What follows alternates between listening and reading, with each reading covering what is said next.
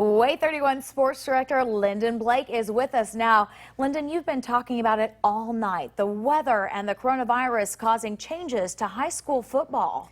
Yeah, at Madison City School Stadium, the rain came down before Bob Jones and Buckhorn, but I must say social distancing guidelines were in place. The smallest gathering of students I've seen so far, and I'm not saying that's a bad thing.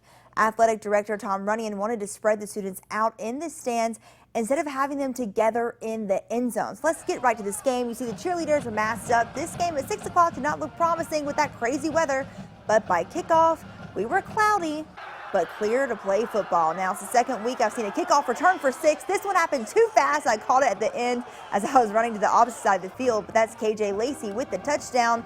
Next play, Slate Alford on the quarterback keeper.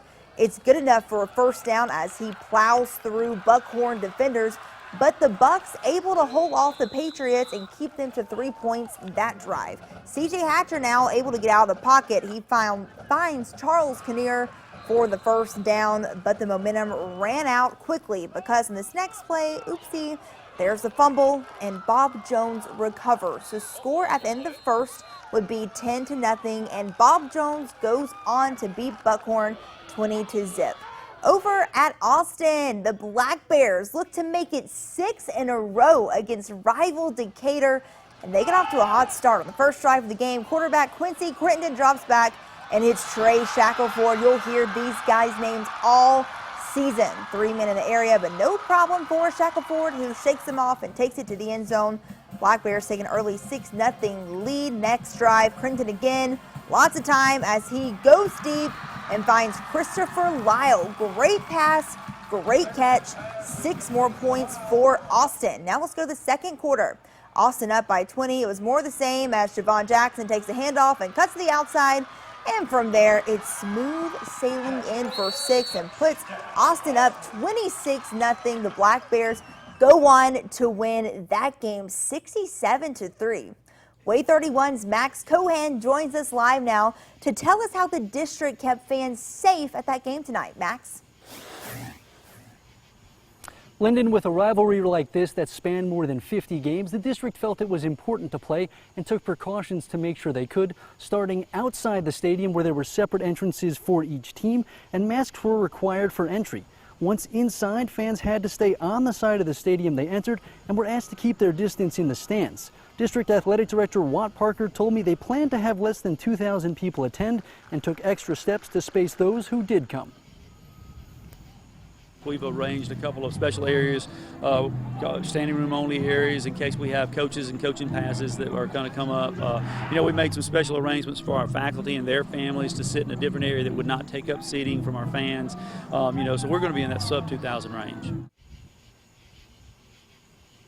Parker told me they were a little bit upset that they couldn't have the stands fully packed as they had in years past. Reporting live at Austin Stadium, Max Cohan, Wave 31 News.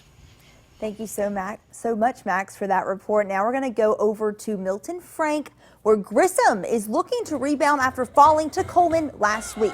They're taking on Lee. Grissom ball. It's thrown across the field, and there's Elijah Johnson, who catches the ball and gets the Tigers closer to the end zone. They hope to score their second touchdown tonight on this play. Here's a look at it. Jacob Fall sneaks the ball to Daquan Hood, and there they go. 6 more points up on the board. Now Elijah Johnson's going to catch this punt and clear the field. He's coming through. He's going to run across, bulldoze through those Lee defenders, and that's going to help the Tigers get another touchdown on this next play. They were having their way tonight all night long. Final score, a big one, 57-0. Now let's kick it over to Limestone County, where East Limestone hosts Mars Hill Bible. Dylan Paris is going to have the ball. He passes it out to his teammate, but the Mars Hill Bible Panthers defense stops that play right there. Now, right after, Paris has the ball again, and here comes the Panthers pushing down Paris, but East Limestone Tiger defense is strong, and they're going to go on to beat East Limestone 21-0.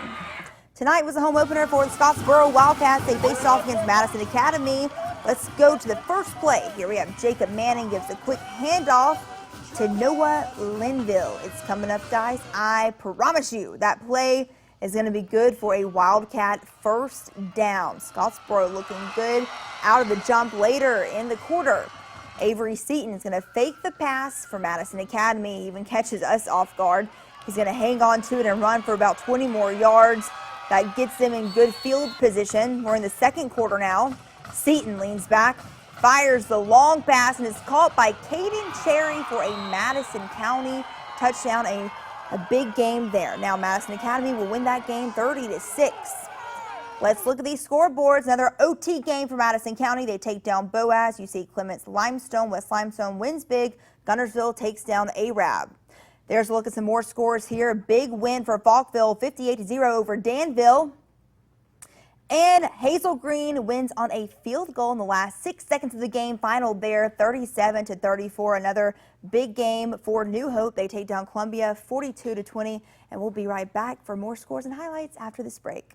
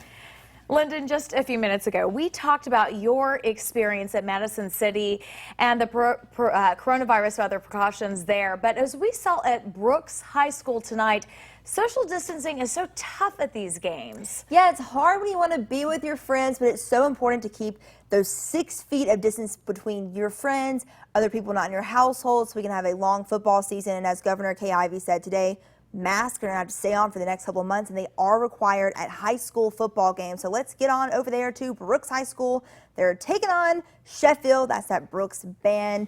getting everyone in the high school football spirit. First quarter, Lions, Hunter Himber is going to get the ball for Brooks, and he's going to hand it off to Trenton Spray.